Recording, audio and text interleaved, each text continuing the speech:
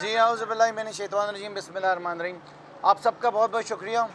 आज यहाँ पे हम मौजूद हैं सिलेक्शन कमीशन ऑफ पाकिस्तान के पास, तो माज़रत इलेक्शन कमीशन ऑफ पाकिस्तान के पास, और हम यहाँ पे नुमाइंदगी ज़ाहिर है कि कराची की नुमाइंदगी कर रहे हैं। मेरे साथ हमारे कराची के बाकी कैंडिडेट्स भी खड़े हुए हैं जिनके साथ ये जुल्म किया गया है। मुझे तो हैरत और मेरी नाराज़गी, आप तमाम सहाफ़ी हज़रात से भी मेरी नाराज़गी है, और नाराज़गी इस बात की है कि जो खामोशी इस वक्त पूरे पाकिस्तान में कराची शहर के ऊपर है, ये बड़ी एक हैरत की बात है। क्योंकि देखें, जो जुल्म कराची के साथ हुआ है, जो नाइंसाफ़ी कराची के साथ हुई है, जो क़यामत कराची के ऊपर आई है, उसके ऊपर तो कोई बात ही नहीं कर रहा है। बिल्कुल खामोशी छाई हुई है कि कराची के साथ जैसे कुछ हुआ ही नहीं है। जो लोग कराची से जीत कर आए हैं, मुत्तहदा कौमी मूवमेंट, उनके हालात तो इस वक्त कराची में ये हैं कि उनके अपने घर वाले उनको वोट ना दें। जिस तरीके से उनकी प्रेस कॉन्फ्रेंसेस चल रही हैं, जिस तरीके से वो जश्न मना रहे हैं और फायरिंगें कर रहे हैं, गोलियां चला रहे हैं, ये वो सियासी जमात जिसने शहर कराची के अमन को बर्बाद किया, ये वो सियासी जमात जिसने कराची की रोशनियों को तबाह करा, ये वो सियासी जमात जो कराची की बर्बादी की ज़िम्मेदार है। आज वो कराची की पता नहीं 15 या 17 सीटें कितनी जीत गई है। हमने तो उनकी गिनती करना भी बंद कर दी कि कहीं ऐसा नहीं कि इतनी जितनी सीटें ना हो उससे ज़्यादा वो सीटें जीत जाएं। शहर कराची पहले भी पाकिस्तान तहरीक इंसाफ का था, शहर कराची आज भी पाकिस्तान तहरीक इंसाफ के हैं। हालात ये हैं कि जैसे कि मेरा हल्का 72,000 वोट मैंने शहर कराची में अपने हल्के से लिए, और जो मेरे मुखालिफ जीते, फॉर्म 45 वो बताता है कि उन्होंने 19 या 20,000 वोट लिए। 2 दिन तक रिज़ल्ट अनाउंस ही नहीं हुआ, और तीसरी रात जो है आरओ को तब्दील हुआ, आरओ को तब्दील किया गया, और रिज़ल्ट जो है कुछ और आ जाता है। अब हम सवाल ये करते हैं कि अगर हमें इंसाफ नहीं मिले तो फिर हम जाएं कहाँ? जो हमारे आइनी हक़ हैं, जो इख्तियार हमारे पास है, वो हमारा राइट अपना इस्तेमाल करेंगे। सबसे पहले हम इलेक्शन कमीशन आए हैं। आज हमारी हेयरिंग थी, लेकिन अब मालूम चला कि आज हमारी हेयरिंग है ही नहीं, नाम जो है वो दिया नहीं गया है। हम वो हर दरवाज़ा खटखटाएंगे जहाँ से हमें इंसाफ मिल सके। लेकिन मैं आपको ये बात बताना चाहूँगा तमाम मीडिया चैनल्स को कि जो जुल्म कराची के साथ हुआ है वो पूरे पाकिस्तान में किसी शहर के साथ नहीं हुआ है। पहले भी पाकिस्तान तहरीक इंसाफ ने जब अपनी हुकूमत बनाई थी तो उस हुकूमत को बनाने में सबसे बड़ा किरदार जो है शहर कराची ने दिया था। मैं शहर कराची के उन तमाम वोटर्स को खराज तहसीन पेश करता हूँ जो सुबह 8 बजे से लाइन में लग के 12-12 बजे तक 4-4 घंटा लाइन में लग के खड़े रहे, और उन्होंने पाकिस्तान तहरीक इंसाफ के उम्मीदवारों को कामयाब बनाया। हम ये समझते हैं कि हमारे जितने उम्मीदवार थे वो सारे कराची के अंदर कामयाब हुए, सारे के सारे।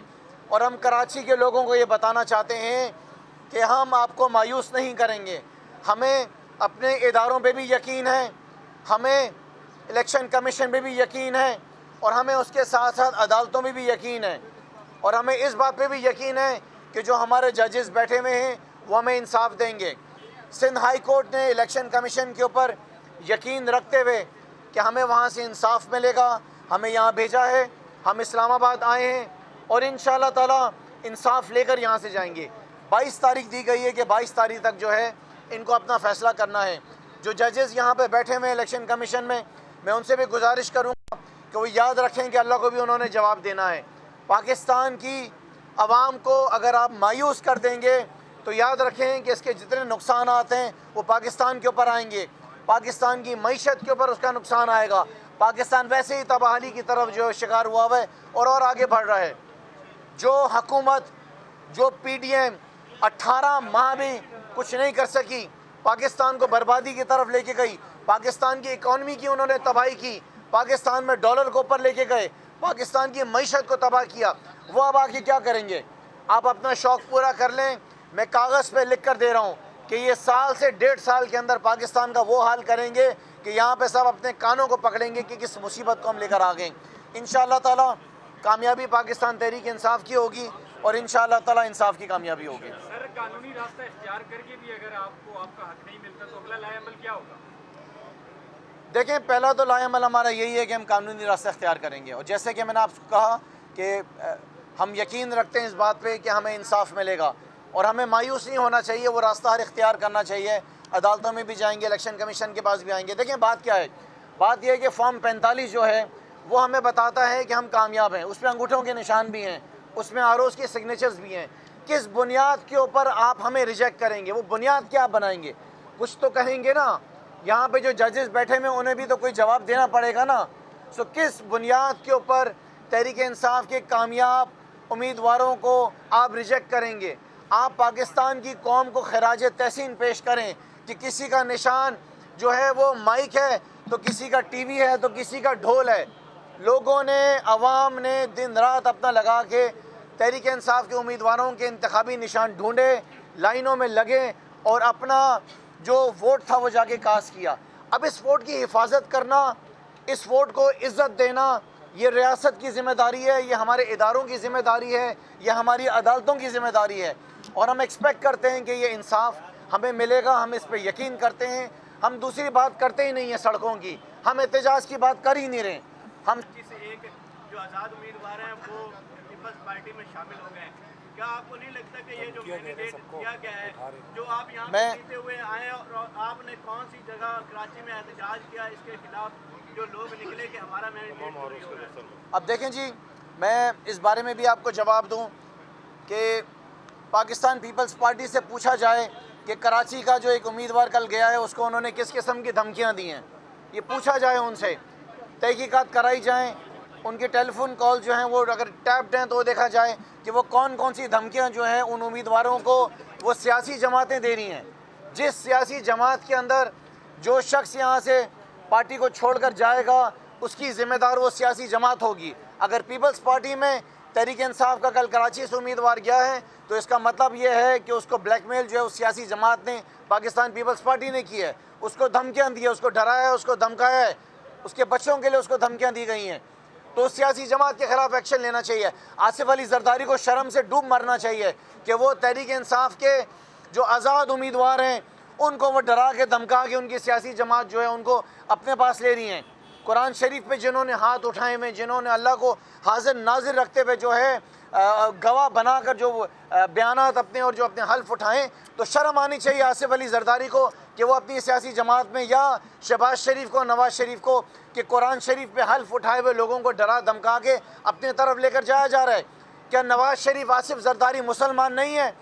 क्या जरदारी और आसिफ और नवाज शरीफ और शहबाज शरीफ क्या ये मुसलमान नहीं है? क्या इनको एहतराम नहीं है कुरान शरीफ का? अगर इस तरफ कोई शख्स ये अपने ईमान को, ईमान की कमज़ोरी की बुनियाद पे या खौफ की बुनियाद पे अगर अपनी वफादारी तब्दील भी करता है, तो इन सियासी जमातों के जो ज़िम्मेदारान हैं, जो इनके लीडर्स हैं, मुसलमान होने की हैसियत से, कलमे के ऊपर यकीन रखने की हैसियत से और अपने ईमान की बुनियाद के ऊपर उनको नहीं लेना चाहिए, उनको रिजेक्ट करना चाहिए। अगर वो ले रहे हैं तो इसका मतलब है कि उनको डराने वाले, धमकाने वाले भी यही लोग हैं और फिर इनका भी ईमान जो है उसी तरह कमज़ोर है जो जिस तरह जाने वालों का है। 2018 में भी इसी तरह जहाज भर के लाया गया था सर, उस हवाले से क्या कहेंगे? देखें जी, जो गलत है वो गलत है। गलत के साथ हम कभी भी नहीं खड़े होंगे और हम अपनी जगह पे खड़े में हैं, हम अपनी जमात के साथ खड़े में हैं, हम अपनी लीडर के साथ खड़े में हैं और इंशाअल्लाह ताला अल्लाह ताला ने हिम्मत दी, तौफीक दी तो आखिरी दम तक खड़े रहेंगे इंशाअल्लाह ताला।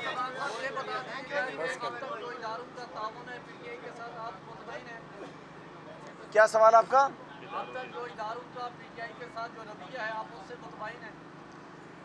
देखें जी, मैं ये समझता हूँ कि ये वक्त आया है कि वो साथ दें हमारा। ये टाइम ऐसा है कि अगर हम इंसाफ मांग रहे हैं एक पाकिस्तानी होने की हैसियत से, इस मुल्क के साथ अपनी वफादारी रखते हुए, मैं ये समझता हूँ कि ये टाइम है कि वो हमारा साथ दें। जहाँ पे हमारे साथ नाइंसाफ़ी हो रही है, पाकिस्तान के हर इदारे को तहरीक इंसाफ के साथ इस वक्त खड़ा होना चाहिए और ये साबित करना चाहिए लोगों की जो गलत स्टेटमेंट्स है, ये वक्त है कि उसको साबित करें कि जो इस तरह की नेगेटिव स्टेटमेंट्स आ रही हैं वो गलत हैं और जो हमारे उम्मीदवार जो फॉर्म 45 के साथ यहाँ पर आए हुए हैं उनको इंसाफ दिलाने में अपना किरदार ज़रूर अदा करें। ये मैं